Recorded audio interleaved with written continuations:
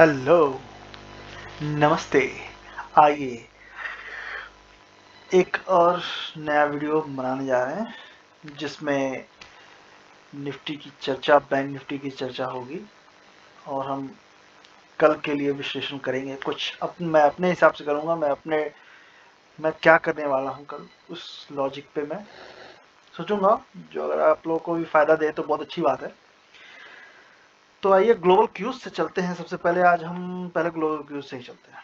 तो global fuse में अभी दिख रहा है आपको डॉजन फ्लैट है, S&P 500 ये भी लगभग लगभग आधे परसेंट ऊपर, 1% नस्डैक यानी कि IT सेक्टर, वेरी गुड।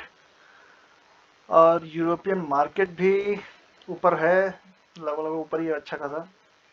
हमारा निफ्टी भी, गिफ्ट निफ्टी जो है ये भी 0.3% ऊपर है। देखते कितना और यहाँ पे संकेत ज़्यादा neutral, very bullish, very bullish, very good, very good. चल ठीक है। नाउ आज क्या हुआ, FIS DIS ने क्या किया वो भी देखते हैं। आज फिर से एक हैवी सेलिंग हुई है FIS के द्वारा, देख लीजिए। कल से थोड़ी कम है लेकिन बहुत कम भी नहीं है।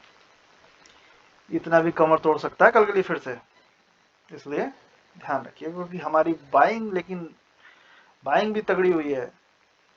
मार्केट को संभाला है सारे DIS ने भाई साहब। तो फिर ओवरऑल मिला के कल से तो कम ही सेलिंग हुई है दोनों को अगर मिलाया तो, लेकिन फिर भी ऐसा लग रहा है मार्केट नीचे और जाने की उम्मीद में है। यानी कि इस वीक का जो है एक बड़ा वीक बनेगा नीचे का, रेड कैंडल। उसके बाद पीसीआर देख लिया जाए। पीसीआर कैसा चल रहा था भाई, बैंक निफ्टी का ये देखिए, पूरे पीसीआर ऊपर गया, फिर नीचे आया, स्टेबल रहा, स्टेबल रहा, स्टेबल रहा, लेकिन मार्केट यूं गया घूम घाम के यहीं पे गया, और पीसीआर भी बहुत बेरिश शो कर रहा है। हमें फिल्म निफ्टी तो इतना बेरिश हो गया कि कुछ कहा नहीं जा सकता एकदम।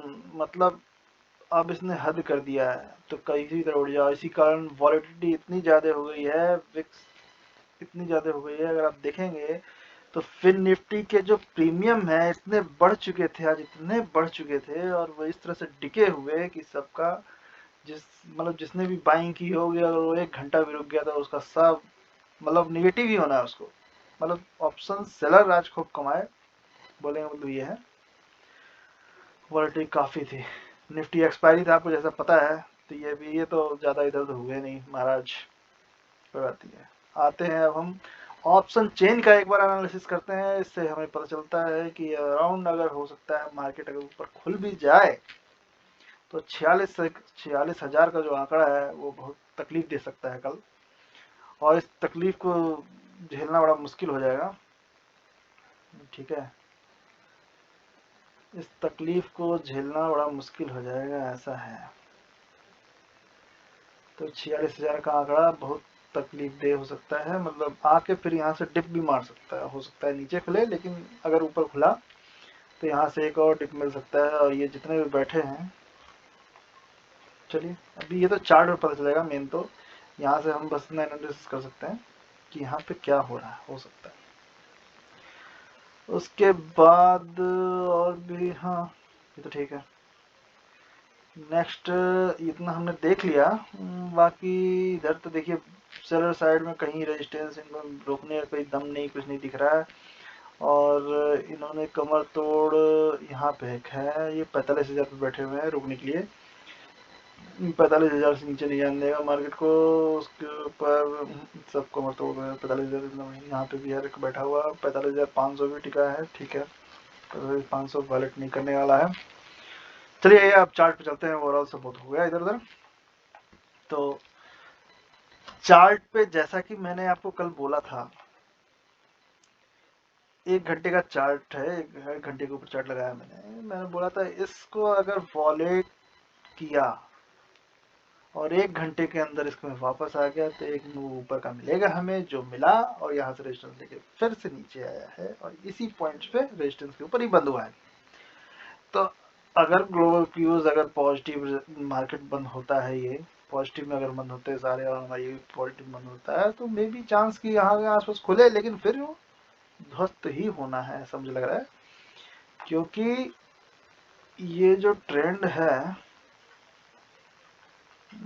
डे वाइज चार्ट पे अगर मैं, क्योंकि चार्ट पे मैंने बताया था जैसे कि देखिए आज की कैंडल कैसी बनी है, आज की कैंडल कैसी बनी है, और ये एक बार और टिक के हाँ यहाँ से एक बार सपोर्ट ले सकता है। अब ये नेक्स्ट मेजर रजिस्टर जो सपोर्ट मिलेगा, अब यहाँ से 44,700 के आसपास इसको एक सपोर्ट मिलेगा,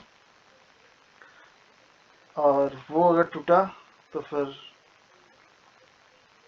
थोड़ा दूर और नीचे आ सकता है, उसके लिए बाद में बात करेंगे। लेकिन अभी ये टूटना थोड़ा सा, अभी तो टाइम है, इसमें 1000 पॉइंट्स के आसपास की दूरी है, तो बाद में बात करेंगे। नहीं टूटेगा कल, इतना मुझे पता है, कुछ चीज़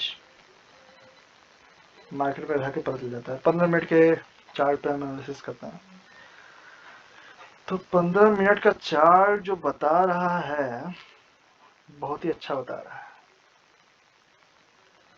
फिर से वही सारे रेजिस्टेंस और टारगेट मुझे तो दिख रहे हैं, ये अपना इंटैक्ट है, ये पोजीशन भी अभी वॉलेट नहीं हुआ है, ठीक है।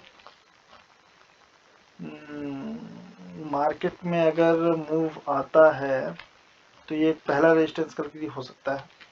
अगर ये फ्लैट खुला तो पहला रेजिस्टेंस आप 45,940 के आसपास का, 900 से 940 के आसपास का एक रेजिस्टेंस मिलेगा आपको, फ्लैट ओपनिंग होता है तो। उसके बाद दूसरा रेजिस्टेंस एक 46,250 के आसपास आएगा,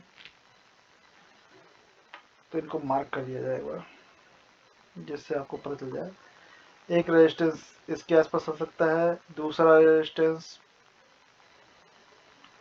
इसके आसपास आ सकता है, और ये तो रेजिस्टेंस आते रहेंगे। उसके ऊपर फिर यहाँ इधर का टारगेट नहीं है, अब सीधे यही का टारगेट मिलेगा उसको, इतना पता मुझे, ठीक है। चलिए, ये तो कल की बात हो गई। और मैंने आज जैसा कि आपको बताया था हेज करके पोजीशन बैठा हुआ था, और फिर निफ्टी का था, तो ऐसा कुछ खास हुआ नहीं मेरे साथ। मैंने कॉस्ट टू कॉस्ट एग्जिट कर दिया अपना, क्योंकि प्रीमियम जितना इंक्रीज हुआ दूसरी तरफ इतना डिक्रीज हो गया, कोई फायदा नहीं हुआ। और अब निफ्टी को भी एक झलक देख लिया जाए, क्योंकि इसको तो देख लिया है, और ये जो पैटर्न बन रहा था उसको हम देखें जरा सा। अगर ये तो टूट ही गया है सपोर्ट, कितना हमने डिप ले लिया यहाँ से। ये जो सपोर्ट था ये अराउंड था 46,900, 48,600, यानी 1800 पॉइंट, यानी 1800 पॉइंट हम मान के चलते हैं यहाँ से। 46 यानी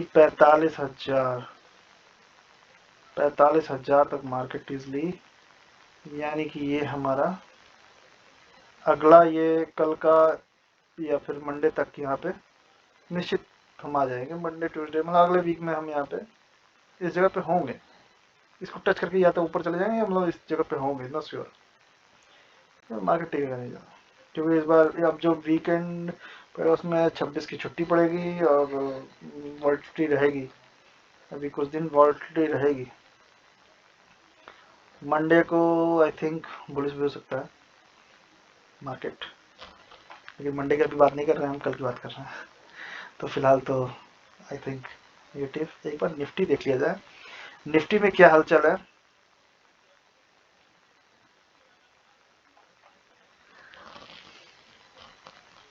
ओके, निफ्टी ने तो कुछ किया नहीं आज, ये देखिए निफ्टी का ये रेजिस्टेंस, इसको क्रॉस किया, वहीं घूमा, वहीं घूमता ही रह गया, और उसी के जस्ट नीचे बंद हुआ है। तो कोई खास यहाँ पे भी एक समझ लीजिए रेजिस्टेंस, ही तो कोई खास नीचे नहीं हुआ, निफ्टी ठीक था। गिरा था लेकिन उसने रिकवर कर लिया सारा कुछ। तो ओवरऑल बहुत अच्छा, कल की उम्मीद है। यहाँ से फिर अगर निफ्टी गिरा तो अगला टारगेट, निफ्टी का भी अगला टारगेट वो निकाल लिया जाए। डे वाइज चार्ट पे आते हैं हम। निफ्टी का अगला टारगेट क्या हो सकता है?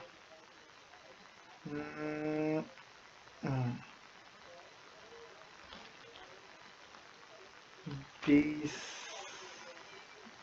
के ये